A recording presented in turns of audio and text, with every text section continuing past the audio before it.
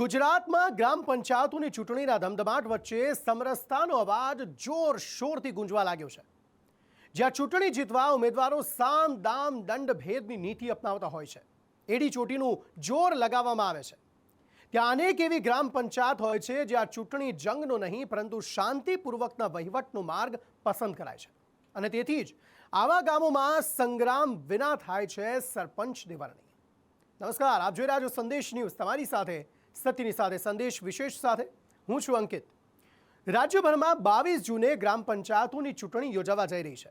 ચૂંટણીની તૈયારીઓ તો જોરશોરથી ચાલી રહી છે, પરંતુ આ વચ્ચે એવા પણ પ્રયાસ કરવામાં આવી રહ્યા છે કે વધુને વધુ ગ્રામ પંચાયતોને સમરસ કરવામાં આવે। ત્યારે સમરસ ગ્રામ પંચાયત કેમ કરવામાં આવે છે, તેનાથી શું ફાયદા થાય છે અને શું સમરસ ગ્રામ પંચાયત થવાના ગેરફાયદાઓ પણ છે? આ તમામ સવાલોના જવાબ મેળવીશું આ સ્પેશિયલ રિપોર્ટમાં। ગ્રામ પંચાયતોની ચૂંટણીનો ધમધમાટ, ક્યાંક ઉમેદવારોનો લડી લેવાનો મિજાજ, ક્યાંક ગામડાઓને સમરસ કરવા પર ભાર। વાદ વિવાદથી નહીં, સહમતિથી નેતૃત્વનો આધાર। ગુજરાત ચૂંટણી પંચે 22 જૂને 8095 ગ્રામ પંચાયતોની ચૂંટણી માટેની જાહેરાત કરી છે। તે બાદથી રાજ્યભરના ગામડાઓમાં ચૂંટણીની તૈયારીઓ માટેનો ધમધમાટ શરૂ થઈ ગયો છે। કડી અને વિસાવદરની પેટા ચૂંટણી હોવાના કારણે આ બંને વિધાનસભા ક્ષેત્રોના 173 ગામડાઓની ચૂંટણી પ્રક્રિયા રદ કરવામાં આવી છે। 8095 ગ્રામ પંચાયતોમાં 4968 સરપંચો અને 43207 સભ્યોને ચૂંટવા માટેની આ ચૂંટણી છે। આ ચૂંટણીના પરિણામ 25 જૂને જાહેર થવાના છે। જો કે ગ્રામ પંચાયતની ચૂંટણીઓ જાહેર થાય ત્યારે એવા પણ પ્રયાસ કરવામાં આવતા હોય છે કે મહત્તમ ગ્રામ પંચાયતોને સમરસ કરવામાં આવે અને ગ્રામ પંચાયતોને સમરસ કરવા માટે જે તે ગ્રામ પંચાયતોને પ્રોત્સાહન સ્વરૂપે વધારાની ગ્રાન્ટ આપવાનું પણ વચન અપાય છે। સમરસ એટલે એવી ગ્રામ પંચાયત જેમાં ચૂંટણી ન યોજવામાં આવે, પરંતુ સરપંચ અને ગ્રામ પંચાયતના સભ્યોની પસંદગી ગામના લોકો જ પરસ્પર સહમતિથી કરી દેતા હોય છે। ગુજરાતમાં 1 એપ્રિલ 1963થી ત્રિસ્તરીય પંચાયતી રાજ વ્યવસ્થા અમલમાં આવી, જે અંતર્ગત ગ્રામ પંચાયતોમાં ચૂંટણી યોજવાની શરૂઆત થઈ। તે બાદ 14 જુલાઈ 1992થી ગુજરાતમાં સમરસ ગ્રામ યોજના અમલમાં મૂકવામાં આવી। ગ્રામ પંચાયતો સમરસ કરવા પાછળનો મુખ્ય ઉદ્દેશ ગામડાઓમાં ચૂંટણી સમયે થતા આંતરિક વિખવાદ ટાળવાનો, બિનજરૂરી ચૂંટણી ખર્ચા ઘટાડવાનો અને લોકો સંપત્તિ રહે તેનું છે। જે તે ગ્રામ પંચાયતો સમરસ થવા પ્રેરાય તે માટે પ્રોત્સાહન સ્વરૂપે વધારાની ગ્રાન્ટ પણ ફાળવાય છે। આ જ કારણથી ગુજરાત સરકાર સમરસ ગ્રાન્ટ ફાળવતી હોય છે। કઈ ગ્રામ પંચાયત કેટલી વાર સમરસ બની, તે ગામની વસ્તી કેટલી છે, તેના આધારે ગ્રાન્ટની રકમ અને સુવિધાઓ પણ નક્કી કરવામાં આવે છે। જો કોઈ ગ્રામ પંચાયત પહેલી વાર સમરસ બને અને તેની વસ્તી 5000 સુધીની છે, તે ગ્રામ પંચાયતને ₹3 લાખ સુધીની ગ્રાન્ટ ફાળવાય છે અને ધોરણ 8 સુધીની શાળા નિર્માણને પ્રાથમિકતા અપાય છે। જો 5000 થી 25000 સુધીની વસ્તી હોય તો 4.5 લાખ સુધીની ગ્રાન્ટ ફાળવવામાં આવે છે। જો કોઈ ગ્રામ પંચાયત 5 કે તેથી વધુ વખત સમરસ બને અને 5000 સુધીની વસ્તી હોય તો 5,25,000ની તો ગ્રાન્ટ ફાળવાય છે। તે સિવાય વિકાસ કાર્યો માટે ₹3 લાખની અલગથી સહાય કરાય છે। જો વસ્તી 5000 થી 25000 સુધીની હોય ત્યારે ₹8 લાખની ગ્રાન્ટ અને વિકાસના કામો માટે ₹3 લાખ સહાય કરવામાં આવે છે। મહત્વનું છે કે ગ્રામ પંચાયત મહિલા સમરસ થવા પર પણ પ્રોત્સાહક ગ્રાન્ટ અપાય છે। ગ્રામ પંચાયતની ચૂંટણી સમરસ થાય એ ગામના પોતાના પણ હિતમાં છે અને રાજ્યના પણ હિતમાં છે। બે અર્થમાં ગ્રામ પંચાયતની ચૂંટણીમાં સામાન્ય રીતે શું થાય છે, એક તો જ્ઞાતિવાદ મોટાભાગે ચાલે છે, બીજું રાજકીય પક્ષોની વચ્ચેની લડાઈ હોય છે, ત્રીજું એક જૂથ અને બીજું જૂથ, એક જ્ઞાતિ હોય તો પણ બે જૂથો હોય, જુદી જુદી જ્ઞાતિના જૂથો પણ હોય અને એના કારણે ગામમાં એક પ્રકારનો ખટરાગ, એક પ્રકારની વિસંવાદિતા અને ક્યાંક ક્યાંક મોટા પાયે હિંસા પણ. તમે જો ધારાસભા અને લોકસભાની ચૂંટણીમાં જેટલો રસ ન હોય એટલો રસ ગ્રામ પંચાયતની ચૂંટણીઓમાં હોય છે. કારણ કે હવે ફંડ પણ મળવા માંડ્યું છે.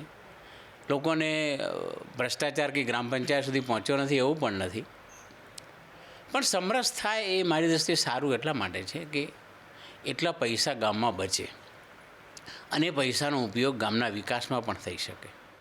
સરકાર તરફથી તો ગ્રાન્ટ ફાળવવામાં આવે છે, તે સિવાય જે તે ધારાસભ્યો પણ જાહેરાત કરે છે કે તેઓ પોતાની ગ્રાન્ટમાંથી અલગ રકમની ફાળવણી કરશે અને તેથી જ ગ્રામ પંચાયતની ચૂંટણી જેમ જેમ નજીક આવતી જાય છે તેમ તેમ ગુજરાતમાં જુદી જુદી ગ્રામ પંચાયતો સમરસ તરીકે જાહેર થતી જોવા મળી રહી છે. બનાસકાંઠા જિલ્લામાં જુદી જુદી ગ્રામ પંચાયતો સમરસ જાહેર થઈ રહી છે. વડગામ તાલુકાની જોઈતા ગ્રામ પંચાયત સમરસ બની છે. આ વખતે જોઈતા ગ્રામ પંચાયતની કમાન મહિલાઓના હાથમાં આવી. જોઈતામાં સરપંચ તરીકે મંજુલાબા ચાવડાની તો ડેપ્યુટી સરપંચ તરીકે મનીષાબા ચાવડાની વરણી કરવામાં આવી છે. ગ્રામજનોએ સર્વસંમતિથી સરપંચ અને ડેપ્યુટી સરપંચની વરણી કરી છે. અગાઉ પણ વોર્ડના સભ્યોની બિનહરીફ વરણી કરવામાં આવી હતી. ગ્રામજનોએ અમારા માટે એટલો વિશ્વાસ મૂકી અને અમારું બિનહરીફ અમને ચૂંટ્યા છે અને એમાં આખી બોડી પણ અમારી લેડીઝની જ છે. ગામમાં કેવા વિકાસોના કામ બાકી છે, કેવા બાદ કરવા? હા, એમાં જુઓ ગામમાં બધા કામ જે થયેલા છે એ કામ તો થઈ જ જશે. અમુક અમારી પંચાયત હજી અધૂરી છે થોડી, એમાં થોડું કામ બાકી છે. નવી પંચાયત અમે અહીંયા જોઈતા બનાવી છે, એમાં થોડું કામ હજી અધૂરું છે. મેદાનનું અમે એક મોટું મેદાન બનાવીશું યુવાનો માટે, એમાં એક થોડુંક હજી અમારે એમાં પેલું ગાર્ડન એવું બનાવવાનું બાકી છે.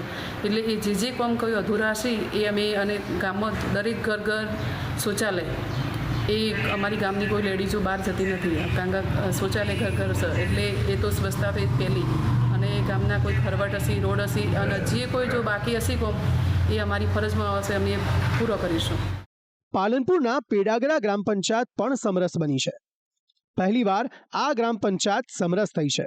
પેડાગરામાં 8 વોર્ડનો સમાવેશ થાય છે. ગામના આગેવાનોએ સરપંચ અને ડેપ્યુટી સરપંચની બિનહરીફ વરણી કરી છે. ગ્રામજનોના મતે ગામની અંદર આંતરિક વિખવાદ ન થાય તે હેતુસર પેડાગરા ગ્રામ પંચાયતને સમરસ કરવાનો નિર્ણય લેવામાં આવ્યો છે. અમારા ગામે એવું નક્કી કરેલું કે ભાઈ આપણા ગામમાં બિનહરીફ સમરસ ચૂંટણી થાય તો આખા ગામનો ભાઈચારો જળવાઈ રહે, કોઈમાં વેરભાવની ભાવના હોય તો એ નાબૂદ થઈ જાય, એક સમ થઈને કામ થાય, જૂથવાદ બિલકુલ નેસ્ત નાબૂદ થઈ જાય, લોકોનું કોઈ એકબીજા પ્રત્યે મન દુઃખ હોય તો પણ એ બી શાંત પડી જાય. એ ધ્યેયથી અમારા ગામે સર્વસંમતિથી તમામ પ્રકારની 18 આલમે એવું નક્કી કર્યું કે આ વખતે આપણા ગામની ચૂંટણી બિનહરીફ કરવી. ગામમાં આખા ગામમાં પ્રેમ રહેશે, નહીં તો ઇલેક્શન વખત શું થાય કે હગા ભાઈના મોઢા વિરોધમાં જતા રહેશે, એકબીજાનું ઘર્ષણ વધે છે અને સારો વ્યક્તિ હોય હારી જાય ને એવો હોય જીતી જાય. પણ આ વખતે અમારે કેવું થયું કે જે હાલ ઉમેદવાર સરપંચ તરીકે અમે નિયુક્ત કર્યા ગામમાં બિનહરીફ, એમને વગર સરપંચની હોદ્દા વગર એમને સારો કામો કર્યા છે. કે માનો કે ગાયોને પાણી પીવાના વાળા બનાવ્યા છે, પક્ષી ઘર બનાવ્યું છે, પોતાના ખર્ચે બનાવ્યું છે, કોઈનો સહાય લીધા વગર. એટલે એમને અમે ગામને આખી ગામે પસંદગી કરી એમની કે આવો સરપંચ હોય અમારો ગામમાં તો આનાથી વિશેષ વિકાસ થાય ગામનો. પાલનપુરમાં આવી જ અન્ય ગ્રામ પંચાયત સમરસ બની છે. આઝાદી બાદથી ગથામણમાં ક્યારેય ચૂંટણી યોજવામાં નથી આવી. આ ગ્રામ પંચાયત કાયમ સમરસ થાય છે. ગથામણ ગ્રામ પંચાયત જ્યારે પણ સમરસ થાય ત્યારે કોમી એકતાનો સંદેશો આપે છે. આ ગામમાં એક ટર્મમાં હિન્દુની તો એક ટર્મમાં મુસ્લિમની સરપંચ તરીકે વરણી કરવામાં આવે છે. આ વખતે મુસ્લિમ સમુદાયમાંથી આવતી મહિલાની સરપંચ તરીકે તો હિન્દુ મહિલાની ડેપ્યુટી સરપંચ તરીકે વરણી કરવામાં આવી છે. અમારી ગામની અંદર આઝાદીથી આજ દિન સુધી ઇલેક્શન થયેલ નથી. ગામના વડીલો, દરેક સમાજના આગેવાનો ભેગા થઈ અને ટર્મ મુજબ એક ટર્મ જે મુસ્લિમ સમાજની, જે મુસ્લિમ સરપંચ હોય તો હિન્દુ સમાજનો ડેપ્યુટી સરપંચ હોય, અને બીજી ટર્મની 5 વર્ષ જે હોય એમાં સરપંચ ઠાકોર સમાજ હિન્દુ સમાજના હોય, ત્યાં ડેપ્યુટી સરપંચ મુસ્લિમ સમાજના હોય, અને સભ્યની અંદર દરેક સમાજના એક વ્યક્તિને લેવામાં આવે છે. ગ્રામ પંચાયત સમરસ થાય તે સરાહનીય છે. કોમી એકતા રાખવામાં આવે એ પણ પ્રશંસનીય છે. પરંતુ અફસોસની વાત એ છે કે ગથામણ ગામમાં વરણી તો મહિલા સરપંચ અને મહિલા ડેપ્યુટી સરપંચની થઈ છે, પરંતુ તેમની વરણી જાણે કાગળ પર જ કરવામાં આવી હોય તેવું લાગે છે. ગ્રામ પંચાયતો સમરસ થાય કે ન થાય, પરંતુ એક દૂષણ કાયમથી જોવા મળે છે કે મહિલાઓને સરપંચ તરીકે ચૂંટણી તો લડાવવામાં આવે છે, પરંતુ વહીવટનો બધો કાર્યભાર તેમના પતિ સંભાળે છે. તેવામાં મહિલા સશક્તિકરણની વાત અહીં કાગળ પર રહી જાય છે. અમારા ગામના વડીલોએ નક્કી કર્યું, દર વખતની તરફ જેમ આ વખતે પણ અમારા ગામના વડીલોએ જે નક્કી કર્યું કે સરપંચ કોને બેસાડો, તો અમારા ગામના લોકોએ મારા પર વિશ્વાસ કરીને મને એક સરપંચ તરીકે ચૂન્યો છે. એમના બદલ હું આખા ગામજનોનો આભાર માનું છું. અને એમને જે વિશ્વાસ મૂક્યો છે કે આ સરપંચ આવશે તો જે ગામનો વિકાસ થશે, તો હું એ વિશ્વાસ પૂરો કરીશ. અને મારી સાથે પૂરા યંગસ્ટર્સનો અને આખા ગામનો સપોર્ટ છે. ગ્રામ પંચાયતોને સમરસ બનાવવા માટે પ્રોત્સાહન પણ આપવામાં આવતું હોય છે. બસ આવી જ પ્રોત્સાહન આપનારી જાહેરાત બાયડના અપક્ષ ધારાસભ્ય ધવલસિંહ ઝાલાએ પણ કરી છે. બાયડ તાલુકામાં જે ગ્રામ પંચાયત સમરસ બને તેને ઇનામ તરીકે વધારાની ₹10 લાખની ગ્રાન્ટ આપવામાં આવશે. ધારાસભ્ય ફંડમાંથી તેઓ આ ગ્રાન્ટ આપશે. ચૂંટણીઓ ટાળવા, ગામમાં આંતરિક વિખવાદ ટાળવાનું કારણ ધરીને ધવલસિંહ ઝાલાએ આ જાહેરાત કરી છે. પંચાયતોના ઇલેક્શન નજીક આવી રહ્યા છે ત્યારે મારી પંચાયત એટલે કે મારી વિધાનસભાની પંચાયતોમાં જ્યાં ઇલેક્શનો છે અને તે પંચાયત સમરસ થશે તે તમામને સરકારી સહાય તો મળતી જ હોય છે સમરસ પંચાયતોને, પણ વધારાની ગ્રાન્ટ સ્વરૂપે વિકાસના કામો થાય તે માટે જે પંચાયતો સમરસ થશે તે પંચાયતોને મારી ગ્રાન્ટમાંથી એટલે કે ધારાસભ્યની ગ્રાન્ટમાંથી ₹10 લાખની ગ્રાન્ટ હું અલગથી ફાળવણી કરીશ. અને આપ સર્વને વિનંતી કરું છું, ગામના આગેવાનો અને નાગરિકોને પંચાયતના, કે તમારી પંચાયતને સમરસ બનાવો, વિકાસથી થાય તેના માટે આપણે એક કદમ આગળ વધીએ તેવી વિનંતી કરું છું. કારણ કે હું જોતો હોઉં છું કે પંચાયતોના ઇલેક્શનો થતા હોય છે ત્યારે ગામમાં આંતરિક વિવાદો ખૂબ વધી જાય છે અને એ આંતરિક વિવાદો ખૂબ મોટા પ્રમાણમાં વિકાસમાં અડચણરૂપ બને છે. ખેરાલુ વિધાનસભામાં પણ 43 ગ્રામ પંચાયતની ચૂંટણી પૂર્વે ધારાસભ્ય સરદાર ચૌધરીએ જાહેરાત કરી છે કે તેમની વિધાનસભામાં જે ગ્રામ પંચાયત સમરસ જાહેર થાય તેને તેઓ ધારાસભ્ય ફંડમાંથી ₹5 લાખની વધારાની ગ્રાન્ટ ફાળવશે. ચૂંટણીઓ સમરસ થાય, ચૂંટણીઓ થવાથી ગામની એકતા ડિસ્ટર્બ થાય છે, અંદર ઝઘડા જેવું કે વાતાવરણ થાય, એના કરતાં શાંતિપૂર્ણ વાતાવરણમાં આ ચૂંટણીઓ પૂર્ણ થાય એવું મેં નિવેદન કર્યું છે ને અપીલ કરી છે. અને તેમ છતાં કેટલીક ગ્રામ પંચાયતોની સમરસ ચૂંટણી થાય અને મતલબ ચૂંટણી ન થાય અને સર્વાનુમતે બિનહરીફ સરપંચ બને, તો એવી સમરસ ગ્રામ પંચાયતોમાં મેં મારી ધારાસભ્ય ગ્રાન્ટમાંથી ₹5 લાખ જે તે ગામના વિકાસ માટે આપવાનું આયોજન કર્યું છે. ચૂંટણીમાં જ્યાં ઉમેદવારો એકબીજાને હરાવવા માટે એડી ચોટીનું જોર લગાવતા હોય છે, સામ દામ દંડ અને ભેદની નીતિ અપનાવતો હોય છે, તે વચ્ચે ગ્રામ પંચાયતોની ચૂંટણીને સમરસ બનાવવાની હોડ જામતી હાલ જોવા મળી રહી છે.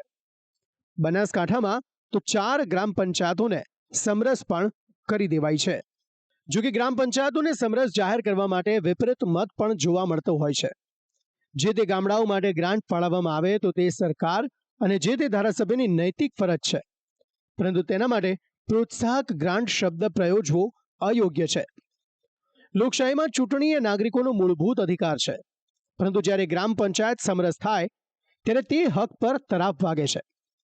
વારંવાર ગ્રામ પંચાયત સમરસ થવાથી એક જ વર્ગના લોકો સત્તામાં રહે છે અને અન્ય વર્ગની અવગણના થાય તેવું પણ જોવા મળતું હોય છે. જો કે એક બે જગ્યાએ મેં એવું પણ જોયું કે સૌથી વધારે પૈસા આપે ગામનો સરપંચ થાય, સરપંચ પતિની હરાજી થાય. આવું ઘણી જગ્યાએ થાય છે. ભૂતકાળમાં થયું તો આ વખતે થાય કે મને ખબર નથી. એ પણ મારી દૃષ્ટિએ ઉચિત નથી. એ રીતે સમરસ કરવું એ બરાબર નથી. એ તો પૈસાવાળો માણસ સરપંચ થઈ જાય તો એ પણ કંઈ બરાબર નથી. એ લાયકાત ધરાવતો હોય કે ન હોય.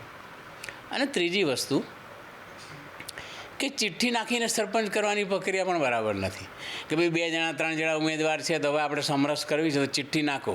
ચિઠ્ઠીમાં તો કોઈ લાયકાતવાળો માણસ ન પણ આવે અને લાયકાત ન ધરાવતો એવો માણસ પણ આવે. એટલે આ કેટલીક મર્યાદાઓ છે એને ધ્યાનમાં રાખીને ગ્રામ પંચાયતોને સમરસ કરવાની પદ્ધતિ અપનાવવામાં આવે તો હું માનું છું કે ગામના અને રાજ્યના વિકાસમાં એક ઉત્તમ પ્રક્રિયા છે, એમાં કશું ખોટું નથી. કેટલાક ગામડાઓ લોકશાહી પદ્ધતિથી ગામના સરપંચ ઉપસરપંચની નિમણૂક કરવા માટે સજ્જ છે, તો અનેક એવા ગામડાઓ છે જે વહીવટ પરસ્પર સહમતિથી કોઈ પણ પ્રકારની ચૂંટણીની ચંચુપાત વિના કરવા માંગે છે.